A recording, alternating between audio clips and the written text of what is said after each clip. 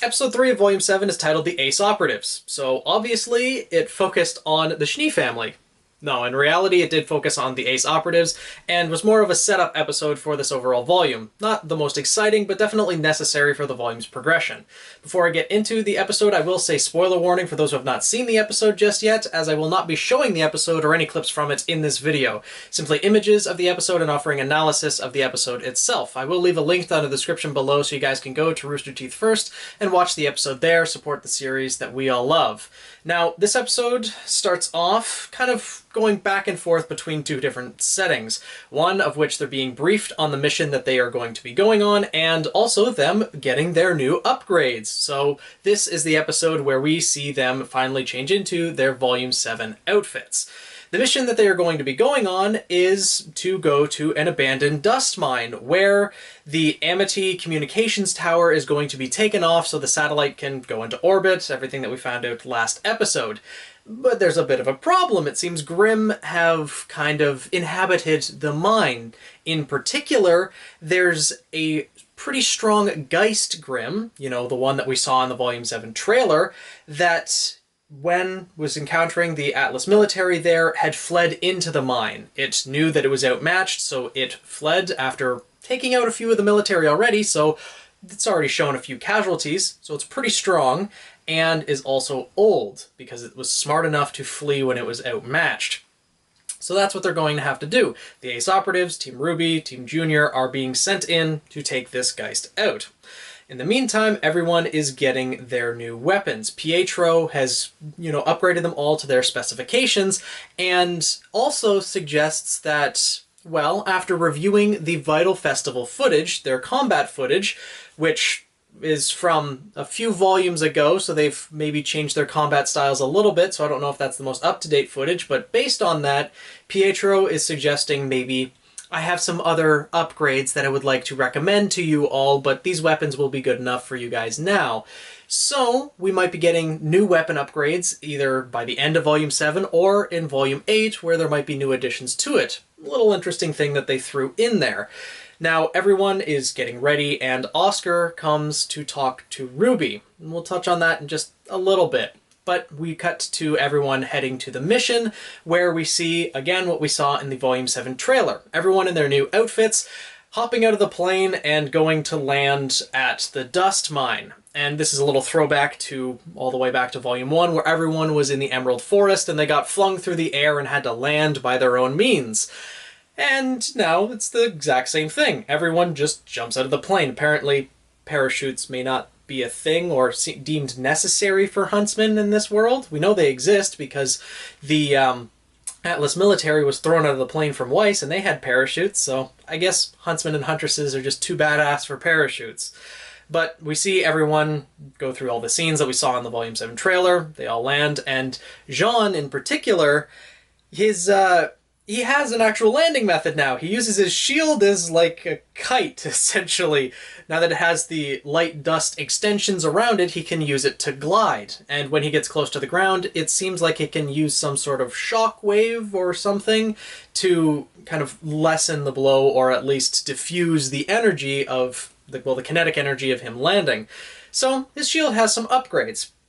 And even when he got his shield and got his weapons back, I think the symbol on his shield reminded him of Pyrrha, of course, because her metal is incorporated with it, and he was kind of contemplating the red piece of fabric that was from Pyrrha that he has around his waist that he always carries with him. So, yeah. And after all of this, it's interesting to mention that I don't know how much of a time skip there was, but they all must have gone to a barber at some point, because Jean got his hair cut, Blake got her hair cut, RWBY got a haircut, Weiss got her hair in the giant ponytail and braid, so, there must have been a barber in there somewhere, because I don't really know if they're that great at cutting their own hair. Maybe, but by the way, RWBY's design, absolutely love it in Volume 7, probably my favorite out of all of them, although I do like all of them. And when everyone gets to the ground, we see what kind of, how the teams are dispersed, I should actually say. Team RWBY is with Marrow and Harriet, then we have Team Junior with Elm and Vine, and then there is Clover and Crow, who are on a team together as well. When Team RWBY is landed, there's cute little scene there where Yang's kind of checking out Blake and her new haircut, and Blake is honestly adorable when she blushes, and it's kind of that stereotypical scene where the couple kind of likes each other, haven't admitted their feelings yet, but is kind of awkward, and Yang's complimenting Blake's hair, and it's cute, little bumblebee moment. Again, that seems to be where the ship is headed. And we also get to see, on top of the new technology and outfits that they already have, they're also equipped with new scrolls that are useful for seeing each other's aura that we learned before, but are much more compact. Even have a little screen on there to show each other's aura without having to open the entire scroll itself, which might come in relevant later on. We also see Marrow's weapon, or at least our first instance of it. It seems to be a boomerang that can transform into a gun, or rather a gun that can transform into a boomerang that has a blade along one edge. Very useful, but would probably be a little bit difficult to control. Luckily, he's a highly trained Ace Operative. We also get a little scene of RWBY commenting on the cold that is in Atlas, which, makes sense considering they're pretty much in the Arctic of Remnant. And Weiss says, yeah, the cold in Solitus has the potential to kill someone within a matter of hours. Without, aura projection and the heat that it provides, it wouldn't be a good situation. Which prompts the comment of, well, maybe it's a good thing that we kind of left Oscar behind and he didn't come along with us on this mission. Which then also prompts the question, let's talk about why we're lying to Ironwood. Are we sure it's a good idea to be keeping everything from him about what we learned about Ozpin and learned about Jin? Which is met with the response of, a look at Atlas when we got here. Ironwood's heart seems to be in the right place, but, we can't just outright trust him just yet. Let's wait before making any major decisions, which makes sense, but how does Oscar feel about this? This prompts the cut back to when Oscar came to visit RWBY, and RWBY actually handed off the relic to Oscar, where Oscar commented the same thing that the RWBY fandom has been commenting since last week's episode, that isn't what we're doing by lying to Ironwood the same thing that Ozpin did to all of us? Well, yeah, honestly, it is, and we don't actually get to see RWBY's response to that, or even if she did respond to that.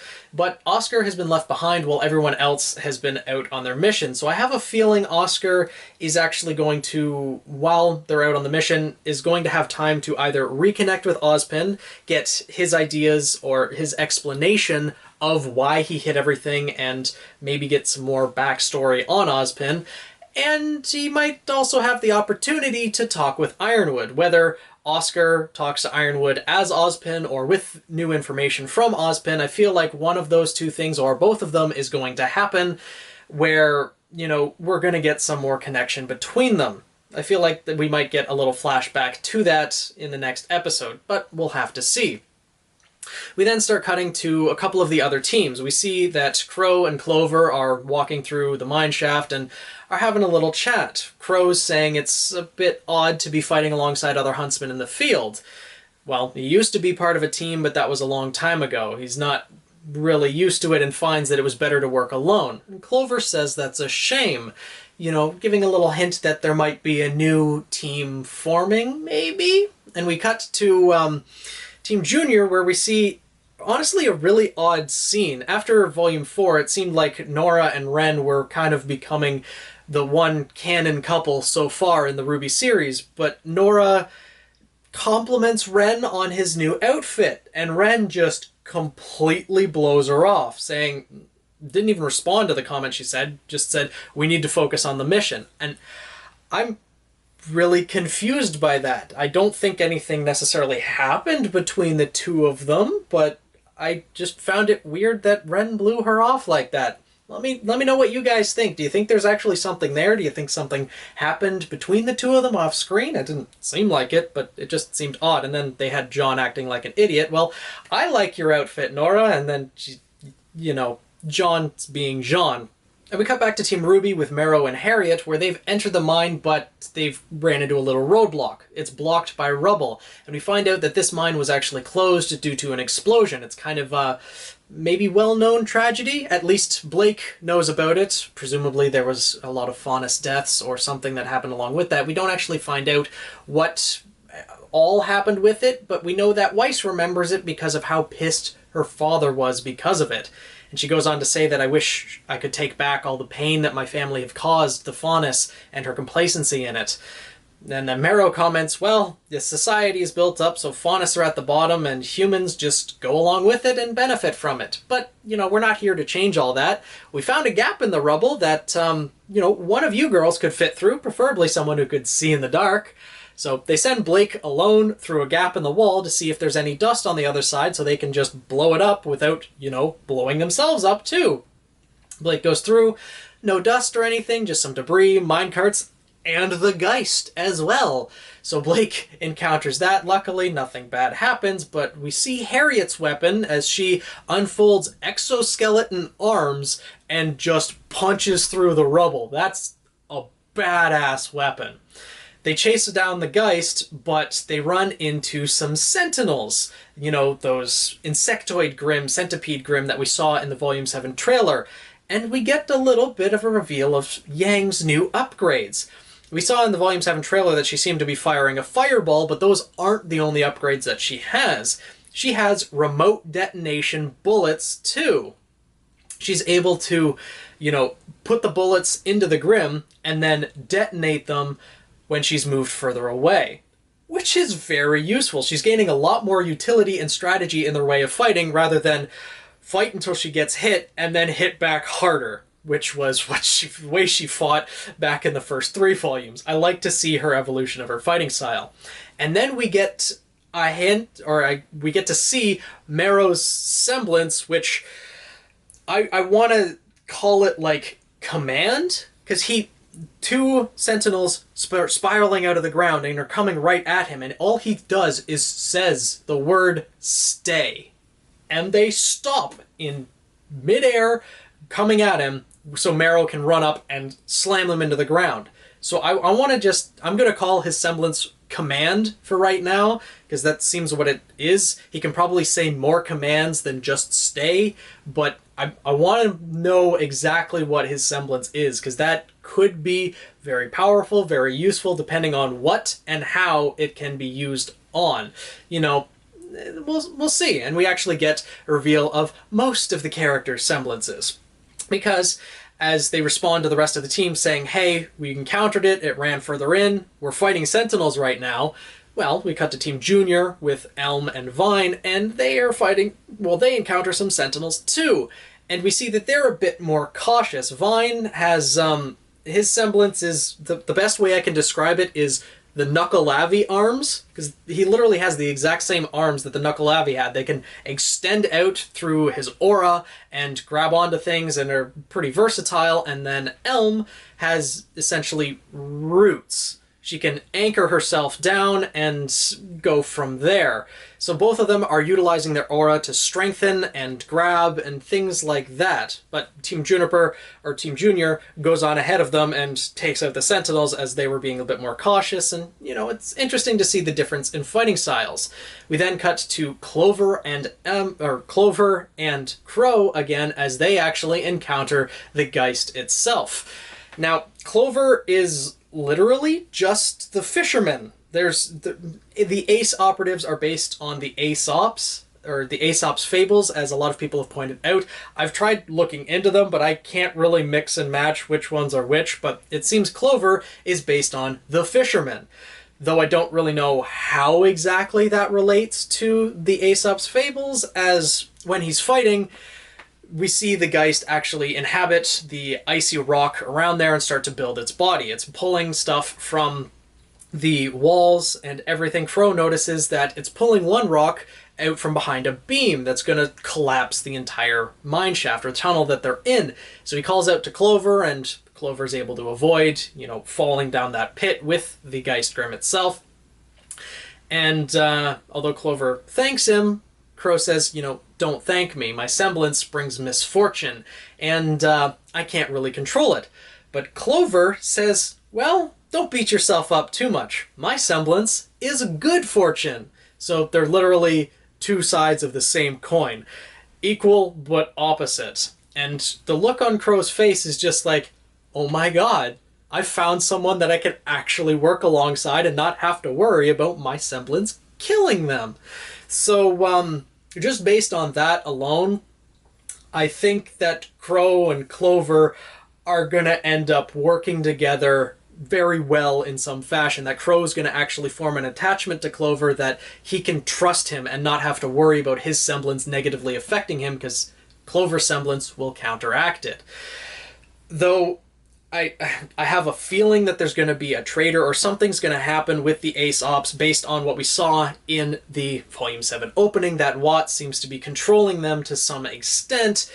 With that being the case, I really hope that Clover doesn't end up stabbing Crow in the back, because if Crow actually does end up trusting Clover, that's really not going to be good for Crow. So simply for that, I hope that Clover is not the traitor, if there is one inside the Ace Operatives, and etc., etc. Everyone then breaches a wide-open chamber where the Geist Grim is supposed to be. Now, I really don't know why people don't look up when they get to a place. If they look left and right and don't see the enemy where it's supposed to be, why won't they look up? Because that's exactly where the Geist Grim was.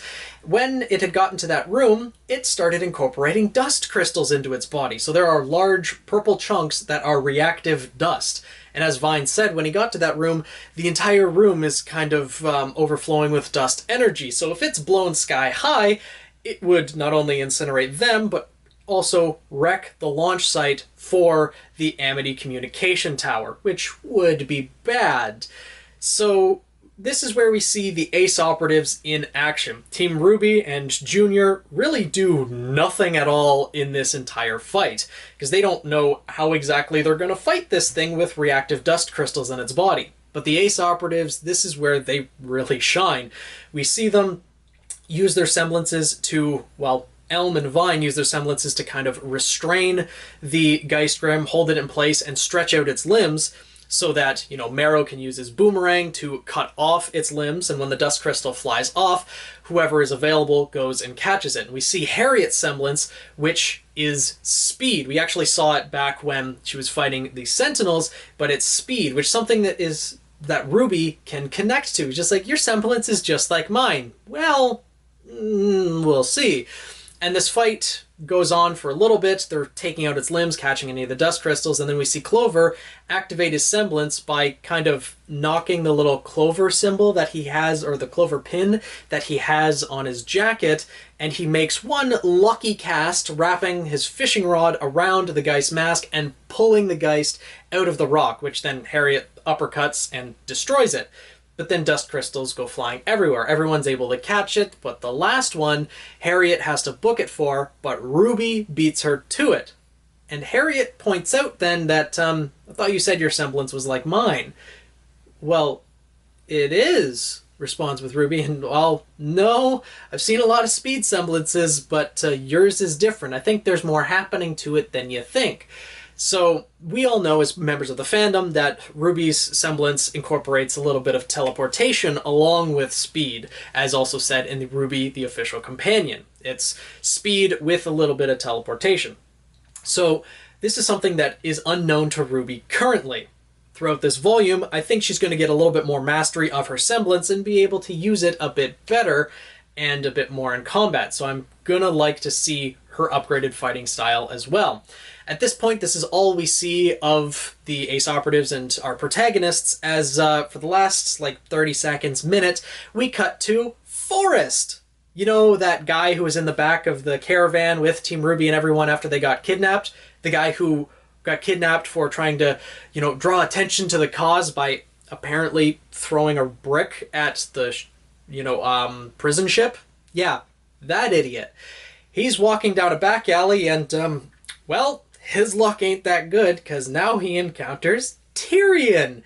And as Tyrian puts it, he's a similar kind of person to Forrest, wants to shake things up in Mantle. And based on the last scene that we see, Forrest screaming in terror and, Tyrion's tail coming down on him. If we see Forrest again in this series, it might only be in the obituaries. And that's where the episode ends. One thing that was interesting, though, is when Tyrian was talking to Forrest, his eyes changed from yellow to purple. I'm guessing that's something to do with his semblance, not just the poison of his tail that runs through his body. Maybe it is what maybe his eyes change color when he wants to start flowing poison through his tail. That could be a thing. Or it could be a semblance, because we don't actually know what Tyrian's semblance is, but it involves maybe his eyes changing color. Interesting to note. I wonder how exactly that's going to fit in, and I really want to know what, Tyrian's semblance is, not to mention what Watt's semblance is, etc. Now, this episode was meant to introduce us to the Ace Operatives, to show us what their semblances are, what they are capable of, and they are highly capable fighters. We saw Marrow with his gun/boomerang and his semblance being command, as I call it. We see Harriet with her semblance of speed and the exoskeleton arms that she uses as a weapon. We see Elm, of course, being the other hammer wielder with her semblance of roots, I'm going to call it, or aura roots, I guess. And then Vine, which we didn't actually see him use his weapon, as his semblance seems to be the method he's used to fighting with his knuckle-lavy arms, but we do see his weapon on his back. It looks like it could unfold into maybe a three-pointed shuriken type thing, so that would be interesting to see. And then, of course, Clover, the leader of the Ace Ops, being, good fortune and the lucky fisherman, I guess, using his weapon as a fishing rod. I really would like to see him in a one versus many fight and see how his fishing rod would work out in that fashion. Now, there's not really that much we can learn from this episode, but it seems like Clover and Crow are going to have a pretty close connection throughout this volume, or at least grow closer together. And maybe, assuming the end of Volume 7, Volume 8, if the Ace Operatives are still, a form of unified unit, assuming that no one turns traitor, no one dies in the Ace Operatives or anything like that, maybe Clover and Crow might actually join together and form a new team as kind of a pair. Because this is someone that Crow could honestly trust in a battle, because he wouldn't have to worry about his own semblance. Crow would be able to fight full capacity, not worrying about those around him. So I would really like to see that happen. Now, Oscar, I do think that he's going to reconnect with Ozpin and have his own little talk with Ironwood, or maybe give control over to Ozpin and have that talk with Ironwood as well, possibly next episode. Just because he was left alone in Atlas while everyone else was gone, so there's no one to really stop him, I guess. So we'll see how that all plays out, and we'll see how Team RWBY and Team Junior end up fighting alongside each other. We haven't seen all of the upgrades that each of the weapons has as of yet, so I'm looking forward to seeing all of that, seeing more of the Ace Operatives, and this episode is just meant to set up the scene for what is coming in the next volume, although it doesn't really give us much information for what is to come, or really that action-packed or anything like that. It is a good setup episode.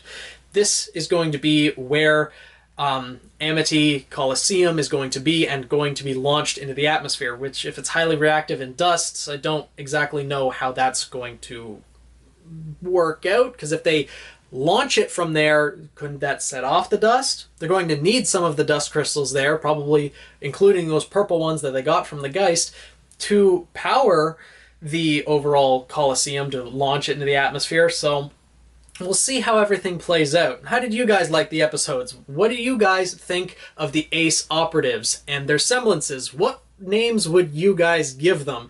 Beyond Roots for Elm, Knuckle-lavy arms for Vine. Of course, Clover's is just good fortune, probably.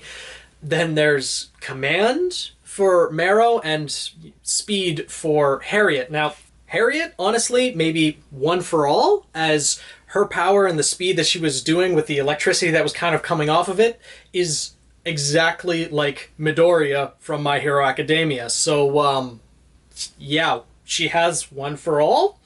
Especially with their exoskeleton arms giving her superpower and everything. Yeah, she's just one for all. She can take out Salem on her own. Hers is probably just super speed or something, but it's really resemblant of Deku from My Hero Academia. But let me know what you guys think down in the comments below. I look forward to hearing or seeing and discussing with you guys about this episode and things that have happened. So make sure to let me know. Thank you so much for watching. Make sure to subscribe if you haven't already, and I'll see you guys in the next video.